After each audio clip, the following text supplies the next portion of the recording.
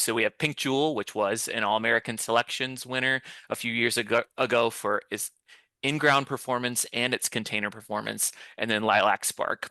Beauty of seed is we can also offer some mixes as well that you're seeing there on the screen. But these are really ideal for landscapes in full sun, or they can go in shade. That's why I love Solarscape for those kind of tricky in-between places that get part sun, part shade.